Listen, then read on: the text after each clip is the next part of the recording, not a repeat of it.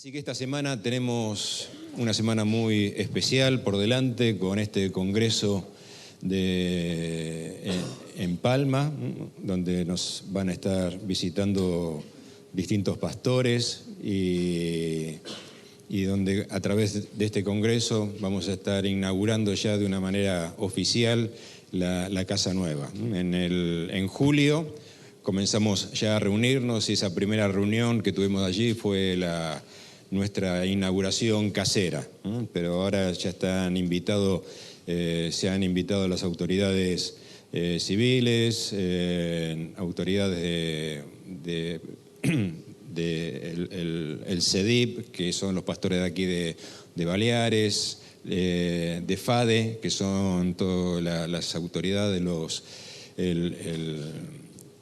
de Asambleas de Dios, de FEREDE, que es lo que nuclea todo el mundo evangélico delante de las autoridades del gobierno. Entonces vamos a tener todas estas visitas. Y es importante que podamos anotarnos. Y para eso, para facilitar esa anotación, cuando termine la reunión, vamos a tomarnos un momento. Los hermanos que tienen alguna dificultad con esto, allí Fernando, yo me traje mi ordenador, vamos a poder, los chicos no necesitan ordenador, con el móvil mismo lo pueden hacer, así que vamos a tener esto. Y esta semana no tenemos reuniones aquí, ¿amén? Muy bien, ya estamos en el primer domingo del último mes del año. Y estamos ya en diciembre y en este mes comienza el invierno y ya poco a poco empieza a hacer más frío. Así que hay que empezar a abrigarse. Dile al que tienes a tu lado, abrígate. Después vienen los constipados. Hay que cuidarse. Así que tenemos que andar bien abrigados. Y bueno, el título de la palabra que tengo para compartir hoy es El alma desnuda. Así que no solo hay que abrigarse uno, también hay que abrigar el alma. El alma también necesita estar bien abrigada. Y para compartir este pensamiento vamos a ir a Génesis y vamos a estar leyendo en el capítulo 2, verso 16 al 17, y luego el capítulo 3, versos 6 al 11, 21, 23 y 24. Entonces comenzamos con Génesis capítulo 2 y hacemos todavía una oración más. Padre bueno, qué bueno es para nosotros estar delante de ti. Y pedimos, Señor, que nos ayudes a tener un corazón abierto, oídos abiertos y ayúdanos a meditar en tu palabra. Que tu palabra encuentre cabida en nosotros, que tu palabra ahonde en nuestros corazones, en nuestro espíritu. Ministranos, Señor, por medio de tu preciosa palabra. En el nombre de Jesús te damos las gracias. Amén. Génesis 2:16 dice: y mandó Jehová Dios al hombre, diciendo: de todo árbol del huerto podrás comer, mas del árbol de la ciencia del bien y del mal no comerás, porque el día que de él comieres, ciertamente morirás.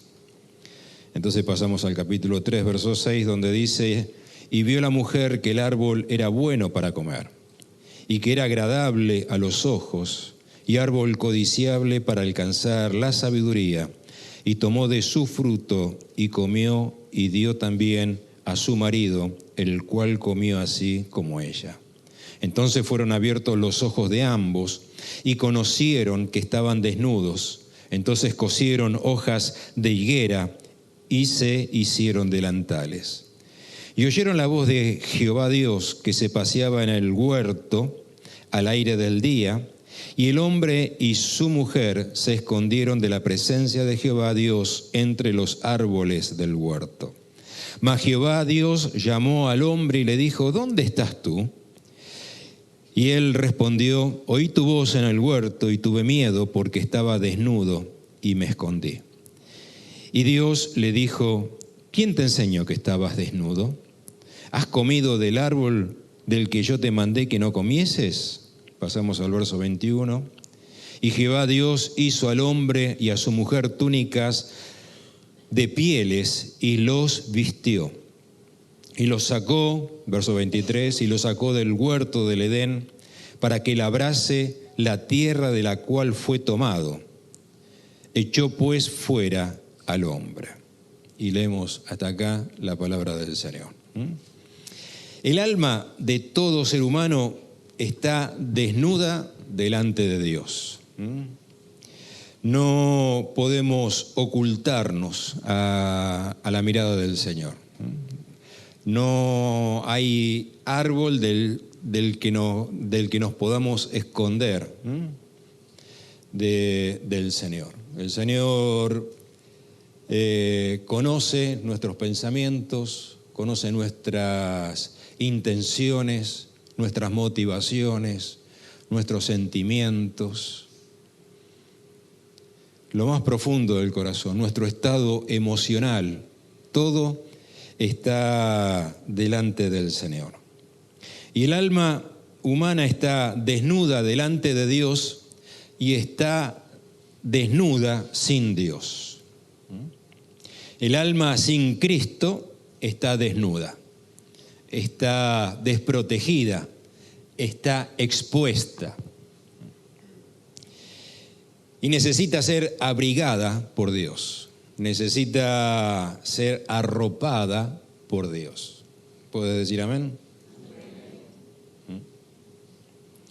El salmista dice: solamente en Dios está acallada mi alma. Y al hablar del alma, hablamos principalmente de nuestro estado emocional, porque el alma es profundamente emocional. Y el alma sufre esa desnudez. El alma necesita ese refugio, ese abrigo, esa contención.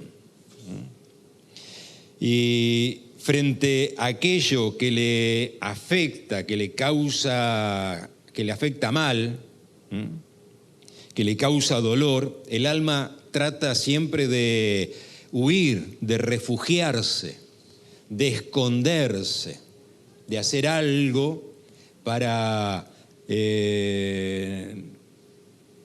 ocultarse de alguna manera. Y entonces ahí es donde surgen nuestros propios recursos, con los que nos tratamos son nuestras excusas, nuestros propios razonamientos, nuestra propia verdad, por la que de alguna manera tratamos de contener nuestra alma, tratamos de cubrirnos. Son esos delantales de hojas que hicieron Adán y Eva. Pero solo es el Señor quien nos puede vestir, quien nos puede abrigar. Y frente a aquello que nos causa dolor, frente a aquello que nos afecta mal, ¿cómo se puede esconder a alguien que está desnudo? Estás desnudo, totalmente desprovisto. Desnudo quiere decir que no tienes nada. No tienes ningún recurso, no tienes nada. ¿Cómo te puedes esconder? ¿Qué haces para esconderte? ¿Qué hace el alma frente a aquello que le afecta mal, que le pone mal, que le produce este dolor? ¿Cómo hace para esconderse? Entonces yo me acordaba de mi nieta mayor, mi nietita, la mayor, es súper tímida. Es extremadamente tímida. Y ya lo hacía ahora tiene 5 años, 4 añitos. Tiene 4 añitos. Cuando ya tenía 2 añitos ahí, ¿no? Entonces estaba delante de otra gente, de otras personas, y lo que hacía, cerraba los ojos. No quería ver. Cerrar los ojos para esconderse. Cerrar los ojos o mira para otro lado. Y a veces eso es nosotros, como nuestra alma está la desnudez de nuestra alma nos lleva a cerrar los ojos, a no querer enterarnos, a mirar para otro lado, porque es muy fuerte, porque no quiero saber, porque de alguna manera tengo que protegerme, porque de alguna manera tengo que cubrir y esconderme, ¿no?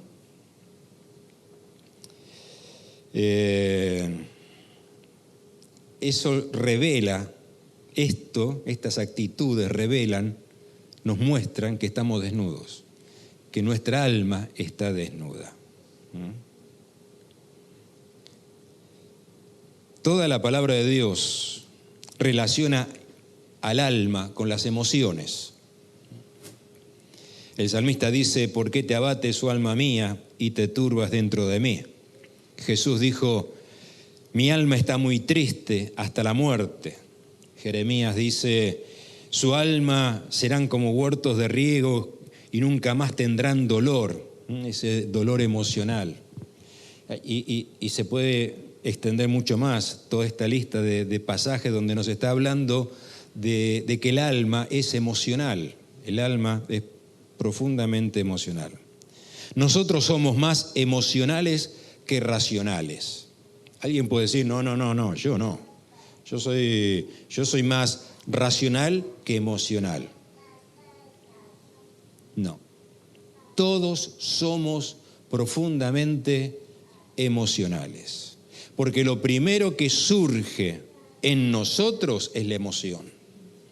Y en todo caso después viene, y no siempre, la razón. Primero viene esa emoción y después viene la razón. Y como decimos, a veces. Porque la emoción puede llegar a cegar la razón. Y la razón tiene que hacer un tremendo esfuerzo por encauzar esa emoción. Viene una emoción, estamos hablando principalmente de emociones negativas, de aquello que produce dolor, de aquello que te afecta mal. Recibes ese impacto y después recién piensas. Y tienes que hacer un gran esfuerzo en tu mente para tratar de alguna manera llevar a buen cauce ese impacto emocional. Y muchas emociones negativas pueden deteriorar la razón. Y de ahí que hoy en día cada vez se habla más de la salud mental. Entonces ocurre en muchos casos, como la razón no logra encauzar la emoción, se acuden a los fármacos, antidepresivos, ansiolíticos, porque la razón no alcanza todavía de alguna manera a encauzar ese estado emocional.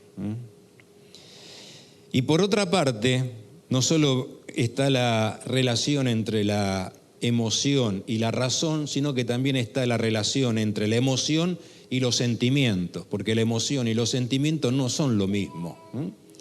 La emoción es la reacción a ese estímulo exterior. Hay un impacto exterior y viene la emoción. Una mala noticia, algo desagradable, algo impacta, viene la emoción. Y lo que queda de esa emoción luego son los sentimientos. Es la parte residual de la emoción. La emoción se va, pero los sentimientos quedan sentimientos, esos sentimientos negativos. Perduran los sentimientos. Y esos sentimientos alimentan a su vez los pensamientos. Así que podemos marcar un círculo, ¿no? El alma, la mente y el corazón, ¿no? Las emociones, la mente, el razonamiento y los sentimientos, y hay ese círculo. Primero la emoción, después vienen los sentimientos, primero la emoción, después vienen el razonamiento, los pensamientos. Y estamos en Génesis para ver el origen de la primeras emociones negativas que encontramos en la palabra de Dios. Y yo creo que es un tema tan importante porque, como he dicho, se habla mucho de la salud mental. Se habla mucho del consumo de fármacos, de ansiolíticos, y es porque somos todos seres emocionales. Y nuestra alma, el refugio sin Cristo, nuestra alma está desnuda y expuesta. Y Jesús somos vestidos en Cristo. No con delantales de hoja, sino con y Dios los vistió. Y en Cristo somos vestidos. Ese es el centro de esta verdad. Así que la primera emoción negativa que tuvieron Adán y Eva en el huerto fue la vergüenza. Lo primero que sintieron fue vergüenza. Es feo tener vergüenza, ¿eh? ¿Te ha pasado eso? Esa emoción. Conocieron que estaban desnudos, entonces cosieron hojas de higuera y se hicieron delantales, ¿no? Porque tuvieron vergüenza. Y luego, la segunda emoción negativa fue el miedo. Oí tu voz en el huerto y tuve miedo. Estas son las dos primeras emociones negativas, la vergüenza y el miedo. Y luego vienen dos sentimientos negativos. El primero es el sentimiento de culpa, un sentimiento de culpa. Se estaban echando la culpa el uno al otro. Y luego un sentimiento de rechazo. Dios los sacó, los echó fuera del huerto y viene ese sentimiento de rechazo. Y me pareció muy interesante que he leído, que dicen que cuando una persona siente rechazo, dice que cuando nosotros sentimos rechazo se activa en nuestro cerebro las mismas zonas que con el dolor físico. Frente al rechazo, las partes de nuestro cerebro son las mismas que cuando uno siente el dolor físico. Así que las emociones de vergüenza y miedo y los sentimientos de culpa y de rechazo hacen un daño tremendo a nuestra alma, a nuestra psiquis. Psiquis significa alma humana. Así que vamos a ver cómo trabajar sobre nuestras emociones y sentimientos negativos. Y este término trabajar se adecúa perfectamente, encuadra perfectamente dentro de este texto de Génesis 3, porque aquí es donde se habla por primera vez del esfuerzo, del trabajo. Y para trabajar sobre nuestras emociones y sentimientos negativos tenemos que trabajar en dos direcciones. Por una parte tenemos que trabajar la fe y por otra parte tenemos que trabajar el esfuerzo. Fe y esfuerzo. Así que el primer punto es que hay que trabajar la fe para no tener una fe mística, una fe mágica, una fe supersticiosa, una fe religiosa. Hay que trabajar la fe para que la fe esté fundamentada en Cristo, no fundamentada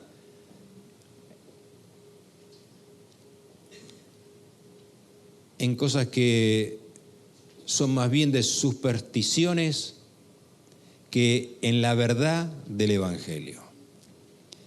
Fundamentada en el ejemplo de Jesús, fundamentada en las palabras de Jesús, fundamentada en la persona de Cristo y en la revelación del Evangelio. Y para trabajar la fe hay que ir a la palabra de Dios. No hay otra forma, porque por el oír la palabra de Dios viene la fe. Y una fe fundamentada, trabajada, se necesita ir a la palabra de Dios. Así que ¿qué tanto está trabajada tu fe? ¿Qué tanto estás trabajando tu fe? Y la fe es un don de Dios. La fe es un don de Dios. Esto no es de vosotros, pues es don de Dios, dice Pablo en Efesios. Y la palabra nos habla de que los dones que hemos recibido los tenemos que trabajar. Dice, están las parábolas que uno se le dio 5, a uno 10, a otro 5, a otro 1. Y es el que tenía 10 lo trabajó y se multiplicó, y el otro que tenía 5 lo trabajó y se multiplicó, el que tenía 1 no lo trabajó, lo escondió y fue exhortado porque hizo eso. La fe es un don y ese don lo tenemos que trabajar. Tienes fe, es un don de Dios. Puedes creer, es un don de Dios, pero lo tienes que trabajar, tiene que seguir creciendo y fundamentándose esa fe. Así que no desatiendas ese don que has recibido. Una definición en la palabra de Dios de lo que es fe, dice que la fe es la certeza de lo que se espera y la convicción de lo que no se ve. Certeza y convicción de aquello que no vemos, pero que tenemos en Cristo. Y la fe abre nuestros ojos para ver nuestra realidad en Cristo. La fe abre nuestros ojos para ver nuestra realidad, lo que yo tengo, no que estoy desnudo, lo que tengo en Cristo. Trabajar la fe para ver de una manera más clara que Cristo ha cubierto mi desnudez, que nuestras almas están arropadas, abrigadas, cubiertas en Dios, que nuestra alma está en Cristo, está en Dios. Estos son los pensamientos. He leído que decían una clave para superar la soledad. Y entonces en el artículo ese decía que se hicieron muchas encuestas y sacan porcentajes, ¿no? Y las personas que más estaban superando la soledad son personas que piensan en una meta, que piensan en un propósito en la vida, que tienen y pueden superar la soledad. Pero todo eso, está hablando el artículo de que tienes que elaborar, trabajar, pensar. Y yo digo, cuando leía el artículo, digo, pero nosotros tenemos la palabra de Dios. Y la palabra de Dios nos dice todo el propósito, que hay un propósito, estamos completos en el Señor. Tú y yo necesitamos trabajar la fe. Necesitamos venir a la palabra de Dios, que abre nuestros ojos y empezamos a ver que mi alma no está desnuda, estoy cubierto en el Señor, que no estoy solo, que el Señor está conmigo, amén. Que Dios es quien me abraza, quien me abriga. No tengo esa desnudez, no tengo necesidad de estar justificándome, porque Él ya me justificó. No tengo que andar dando excusas, porque si Dios es conmigo, ¿quién contra mí? Me puedo saber seguro porque estamos vestidos, cubiertos en el Señor. La fe abre nuestros ojos, el pecado los cierra.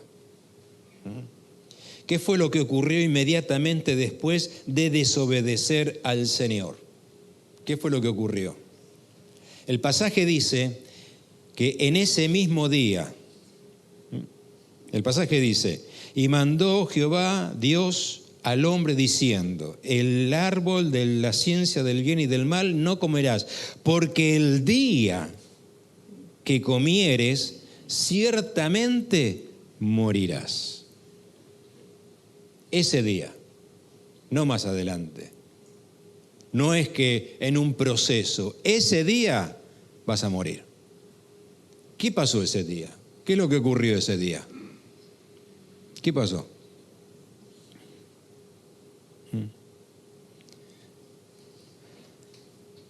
¿Qué le ocurre a una persona cuando muere?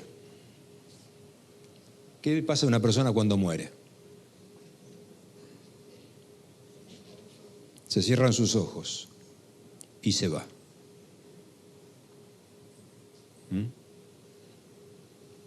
Cuando una persona fallece, sus ojos se cierran y deja de estar presente. Decimos, se ha ido. Su alma ya no está más en el cuerpo. ¿Qué es lo que ocurrió ese día? Tomó del fruto y comió, y dio también a su marido, el cual comió así como ella. Entonces fueron abiertos los ojos de ambos y conocieron que estaban desnudos. Ahora nosotros podemos leer así. Entonces, versículo 7, entonces fueron cerrados los ojos de ambos y dejaron de ver a Dios para verse a sí mismo y poner los ojos en sí mismo. ¿Qué es lo que hace el pecado? El pecado nos lleva a mirarnos el ombligo.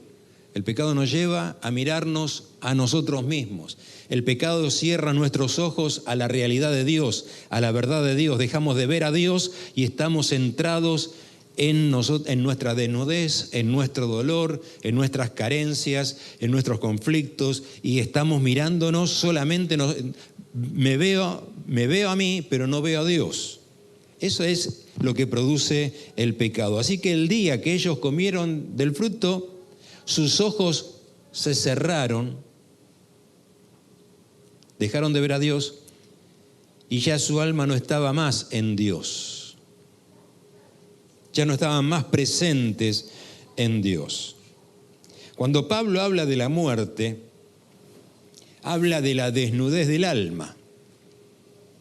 Si vamos a 2 Corintios, capítulo 1, capítulo 5, verso 1 al 13, dice: porque sabemos que si nuestra morada terrestre, este tabernáculo, se deshiciere, tenemos de Dios un edificio, una casa no hecha de manos, eterna en los cielos.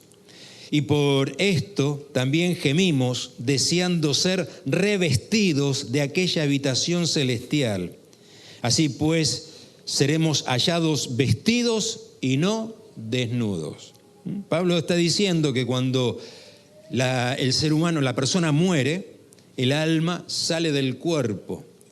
Es un alma que está desnuda, pero en Dios tenemos una casa.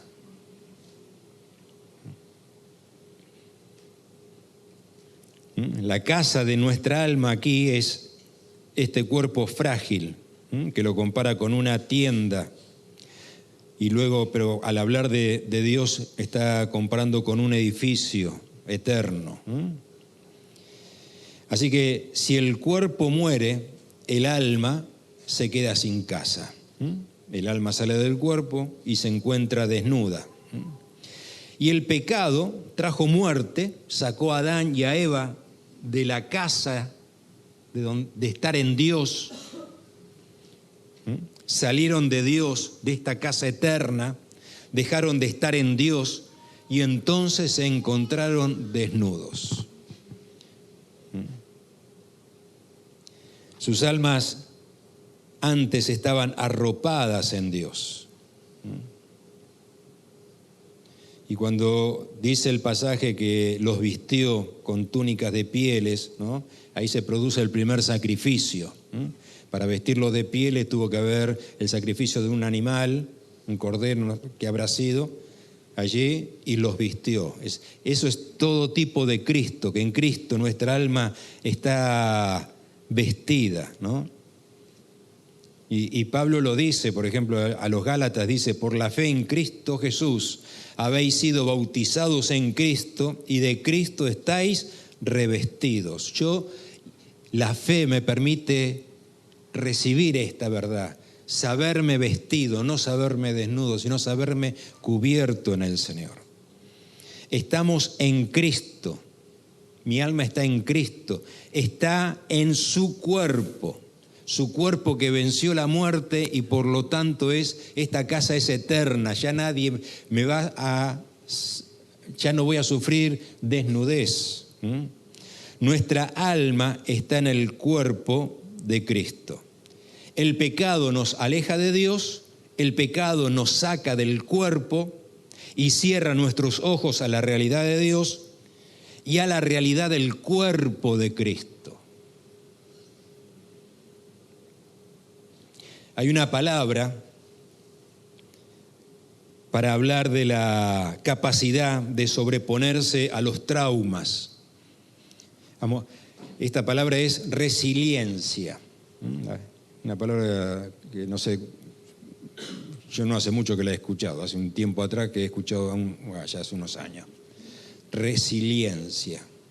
Significa esta capacidad de superar traumas. Y alguien le agregó a esta palabra resiliencia, le agregó una D. Una D después de la primer E. Resiliencia. La resiliencia necesita una red. Una red familiar, una red de gente cercana, de personas que están cerca, porque no puede haber resiliencia sin este contexto de red. Esta red es el cuerpo de Cristo. En Cristo, estoy vestido en Cristo, y de la manera más práctica es cuando estamos en el cuerpo de Cristo. Nuestras afecciones, nuestras luchas, nuestros golpes emocionales, pero estamos en el cuerpo de Cristo. Y en esta realidad del cuerpo, por la fe vemos y entendemos la verdad del cuerpo del Señor, que muchos a veces no valoran ni comprenden lo importante que es sabernos parte del cuerpo de Cristo. Y en esa ayuda y en esas interrelaciones hay sanidad, hay cobertura, hay abrigo para todos esos golpes emocionales. Y el segundo punto es que hay que trabajar el esfuerzo. Trabajar la fe, trabajar el esfuerzo. Y no pensar que Dios lo tiene que hacer todo. ¿Cuántas veces pensamos así? Como que Dios tiene que hacerlo todo. Yo he venido al Señor y estoy esperando que Dios lo haga todo. Yo vengo a la iglesia, pero no siento nada. Dios no está haciendo su trabajo. Como que todo el trabajo lo tiene que hacer el Señor. Y muchas veces hay una expectativa mágica de que de forma mágica van a cambiar las cosas. Y a veces se prefiere creer en esto que creer en el esfuerzo. Pero hay un esfuerzo que nosotros no podemos evitar, que tenemos que trabajar. Tenemos que trabajar la fe y trabajar el esfuerzo. Esfuérzate en la gracia, nos dice el apóstol Pablo. Dice el pasaje que lo sacó Jehová del huerto de Edén para que labrasen la tierra de la que fue tomado. Y yo quiero poner la atención en esta coletilla. De la que fue tomado. Lo sacó del huerto del Edén para que labrasen. Tenían que labrar la tierra de la que fue tomado. El pasaje podría decir sencillamente, lo sacó Dios del huerto del Edén para que labrasen la tierra. Pero pone esta coletilla, de la que fue tomado. Es decir, si tú quieres buenos frutos de la tierra, tienes que trabajar la tierra. No puedes esperar que la tierra te dé buenos frutos si no la trabajas, porque la tierra fue afectada por el pecado. Tú también eres tierra. Y si tú quieres tener buenos frutos en tu vida, también tienes que trabajar sobre ti mismo. Porque como tierra todos estamos afectados por el pecado. Y necesitamos trabajar sobre nosotros mismos. La palabra nos habla del fruto del Espíritu, amor, gozo, paz, y decimos qué hermoso sentimiento. Sentir amor, yo quiero sentir amor, sentir el gozo, sentir la paz. Pero estos son frutos del Espíritu que nosotros no podemos generar. Esto lo genera el Espíritu Santo, lo genera en nosotros. Y entonces, ¿en qué tengo que trabajar? ¿Qué es lo que tengo que hacer? ¿Dónde tengo que poner el esfuerzo? Porque yo, por más que me esfuerce en tener paz, no lo logro. Por más que me esfuerzo en tener, no lo logro, ¿no? ¿En qué tengo que poner el esfuerzo? En la parábola del sembrador dice que la semilla cayó junto al camino. Parte de la semilla cayó junto al camino, parte cayó en pedregales, parte cayó entre espinos y parte cayó en buena tierra y dio fruto. ¿Cuál es la buena tierra? La que no es camino, porque está labrada, la que no tiene espinos, porque está labrada, la que no tiene piedras, porque está labrada. Es decir, ¿qué tengo que hacer yo para que labres la tierra de la cual tú fuiste tomado? Tengo que hacer este trabajo de labrar, trabajar sobre mí mismo. ¿Para qué? Para sacar piedras. Yo no puedo poner el fruto de la paz, del amor, del gozo, pero sí tengo que sacar de mí las piedras. Dios no saca estas piedras. No, esas piedras las tienes que sacar tú. Dice Pablo a los Efesios en el capítulo 4, versos 30 y 31. No contristéis al Espíritu de Dios, al Espíritu Santo de Dios. No os contristéis al Espíritu Santo de Dios, que es el Espíritu Santo el que produce el fruto. No contristéis al Espíritu Santo de Dios, con el cual fuisteis sellados en el día de redención, sino que quítese de vosotros toda amargura, enojo, ira, gritería, maledicencia y toda malicia. Quítese. Eso es lo que yo no puedo. Lo que tengo que hacer es dejar aquí en este caso, dejar de insultar, dejar de gritar, dejar de tener de controlar mis enfados, mis enojos. Tengo que quitar, ¿no?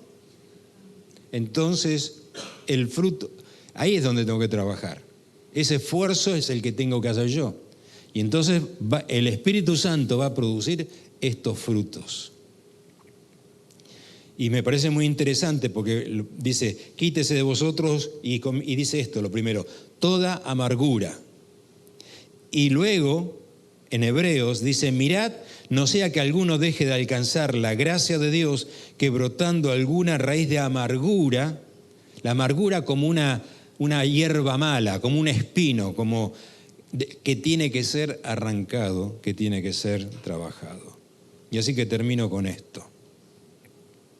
El salmista dice, Él es quien perdona todas tus iniquidades, Él es quien sana todas tus dolencias, no solo los dolores del cuerpo, los dolores del alma también. Y dice así, Él es quien perdona y el que sana. En el perdón hay sanidad. Que yo pueda, por la fe trabajada, recibir el perdón del Señor, saberme perdonado, saberme amado. Esto trae sanidad.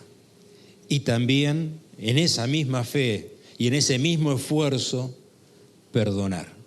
Amén. Porque nuestra alma no está desnuda, porque hemos venido a Cristo y en Él hay sanidad. Amén. Amén. Vamos a participar de la cena.